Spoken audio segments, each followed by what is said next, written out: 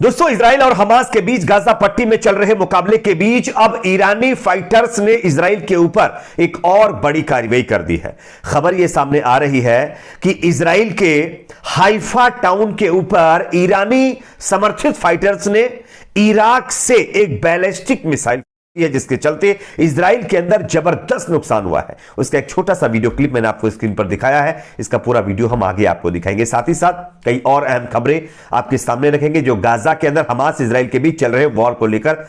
दूसरी बड़ी खबर यह है कि अब हमास के मुजाहिदीनों को उत्तर कोरिया ने सपोर्ट करना शुरू कर दिया है। किम जोंग उन वाला उत्तर कोरिया जो है वो हमास मुजाहिदीनों के समर्थन में आ गया है और उसने अब मुजाहिदीनों को जो हथियार है वो देने शुरू कर दिए हैं, जिसके चलते इजराइल में हड़कंप मच गया है। आगे इसकी भी जानकारी देंगे। साथ ही साथ जो तीसरी बड़ी खबर वो ये है दोस्तों कि अब लेबनान बॉर्डर से जिस तरीके से हिजबुल्लाह की तरफ से लगातार इजराइल के ऊपर कार्रवाई की जा रही है, इससे डरकर इजराइल ने ब्राजील से भीख मांगी है।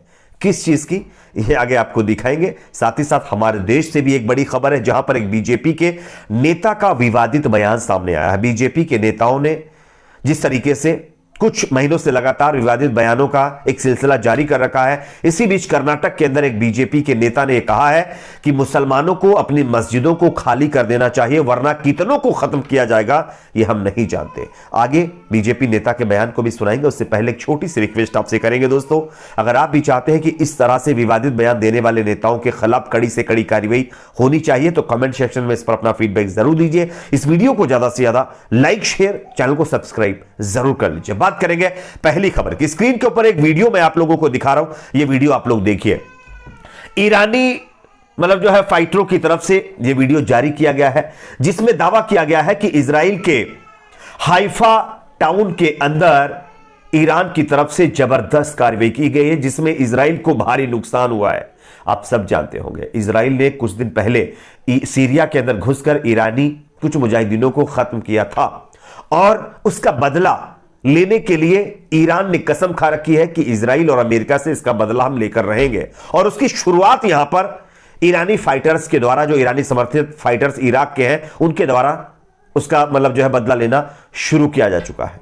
और आप उसका ये वीडियो देख सकते हैं दोस्तों। ये अपने आप में दर्शाता है कि अब इजराइल चारों तरफ से घिर गया है। एक तरफ हूती, दूसरी तरफ आप जानते होंगे गाजा से हमास के मुजाहिदीन, तीसरी तरफ फलस्तीन से फलस्तीनी फाइटर्स जो फ्रीडम फाइटर उनकी तरफ से, और लेबनान से तो हिजबुल्लाह। आप देख ही रहे होंगे किस तरीके से इजराइल की नाक में दम करके ये लोग बैठे हुए हैं, ये आप सब जानते भी होंगे। और इसी का नतीजा है कि इजराइल अलग अलग देशों से रहम की भीख मांग रहा है। एक और खबर मैं आपके सामने रखना चाहता हूं जो कि इजराइल के लिए चिंता बढ़ा देने वाली खबर है। स्क्रीन के ऊपर खबर है, आप देखिए। उत्तर कोरिया ने हमास मुजाहिदीनों को मिसाइलें और हथियार देने शुरू कर दिए हैं। दक्षिण कोरिया की खुफिया एजेंसी, साथ ही साथ इजरायली मीडिया की तरफ से यह खुलासा किया गया है।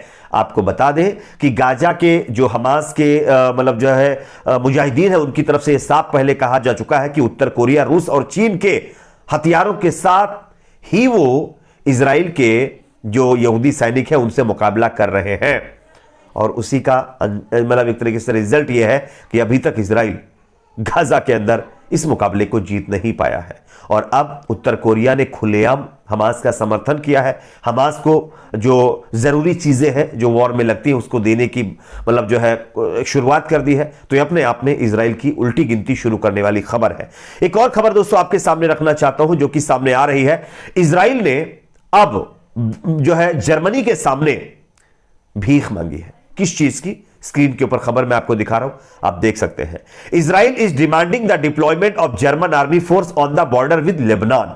यानी कि इजराइल ने यह डिमांड की है जर्मनी से कि वो अपनी फोर्स को लेबनान बॉर्डर पर डिप्लॉय करे, क्योंकि हिजबुल्लाह ने जिस तरीके से इजराइल की नाक में दम कर दिया है उससे इजराइल काफी डरा हुआ है।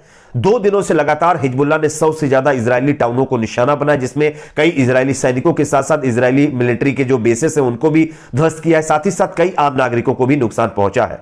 इससे परेशान होकर के इजराइल ने अब जर्मनी के सामने घुटने टेक करके अब मदद मांगी और कहा है कि लेबनान बॉर्डर पर आप अपनी सेना को तैनात करिए। यह अपने आप में दर्शाता है कि किस तरीके से इजराइल अब चारों तरफ से घिर चुका है। एक तरफ जैसा कि मैंने आपको बताया लाल सागर में हूतियों ने ऐलान कर रखा है कि इजराइल का कोई भी जहाज हम उसके पोर्ट तक नहीं पहुंचने देंगे और इसका असर भी देखने को मिल रहा है। कई कंपनियों ने, खास करके चाइना की कंपनियों ने भी अब अपने जहाज को इजराइल जाने पर पाबंदी लगा दी है। तो यह अपने आप में दर्शाता है कि इजराइल को किस तरीके से चौतरफा नुकसान उठाना पड़ रहा है। जो इजराइल अपने आप को बहुत खुर्रम खान समझ रहा था, उस इजराइल की हालत क्या हो चुकी है गाजा के अंदर और पूरी दुनिया में, ये आप सब देख रहे हैं। और इसी का नतीजा है कि इजराइल अब खुद कई देशों से, जहां पर उससे बनती नहीं है, जहां से जो है उन देशों ने इजराइल के खिलाफ मोर्चा खोल रखा है, वहां जब इजराइल के कोई नेता नहीं पहुंच पाते हैं तो अमेरिका के विदेश मंत्री के द्वारा उनको मनाने की कोशिश कर रहा है। जैसा कि आप जानते होंगे, सऊदी अरबिया अमेरिका के विदेश मंत्री एंटी ब्लिंकन पहुंच गए हैं। तो ये अपने आप में दर्शाता है कि क्या हालत हो चुकी है, मतलब जो है गाजा के अंदर इजराइल की। एक और खबर दोस्तों जो कि हमारे देश से सामने आ रही है, मंदिर मस्जिद हिंदू मुसलमान के नाम पर चुनाव जीतने की फिर एक बार कोशिश शुरू हो चुकी है। लोकसभा चुनाव 2024 से पहले बीजेपी नेताओं की जुबान आउट ऑफ कंट्रोल हो चुकी है। ये लगातार किस तरीके की बयानबाजी कर रहे हैं आप जानते होंगे। महाराष्ट्र के अंदर कल ही एक बीजेपी नेता टी राजा सिंह का बयान आया, जिसमें उसने मंदिर मस्जिद लव जिहाद के नाम पर किस तरीके से लोगों को भड़काया, उनके अंदर नफरत भरी। और इसी बीच एक और कर्नाटक बीजेपी के नेता, और कर्नाटक में जब बीजेपी की सरकार थी, उस सरकार में मंत्री रह चुके के.एस. ईश्वरप्पा का बड़ा बयान आया है। उन्होंने क्या कहा है, स्क्रीन के ऊपर मैं आपको खबर दिखा रहा हूं, आप देख सकते हैं। मुसलमानों, मस्जिदें खाली कर दो वरना कितने मारे जाओगे हम नहीं जानते। यह कहना है बीजेपी के संस्कारी नेता के.एस. ईश्वरप्पा का, जो पिछली कर्नाटक बीजेपी सरकार में मंत्री भी रह चुके हैं। यह अपने आप में दर्शाता है कि किस तरीके से बीजेपी के नेता बेलगाम हो गए हैं। जैसे जैसे चुनाव आता है, इनको हिंदू मुस्लिम मंदिर मस्जिद का राग अलापना कहीं ना कहीं एक तरीके से ऑर्डर दे दिया जाता है कि आप इसी पर काम करिए और चुनाव जीत लेना है। उसके बाद क्या है, चाहे देश का सोना बेच डालो, चाहे देश के एयरपोर्ट्स बेच डालो, चाहे देश के रेलवे स्टेशन बेच डालो, कोई किसी से फर्क नहीं पड़ता किसी के ऊपर। और इसी का नतीजा है कि आज देश में आप देखिए नफरत कहां तक पहुंच गई है। आज हिंदू मुसलमान के बीच किस तरीके से खाई पैदा कर दी गई है। कुछ सालों पहले आप सोचिए ऐसा कुछ नहीं था जो आज होता हुआ दिखाई दे रहा है। तो ये कहीं ना कहीं न्यू इंडिया, लोग कह रहे हैं कि ये न्यू इंडिया है।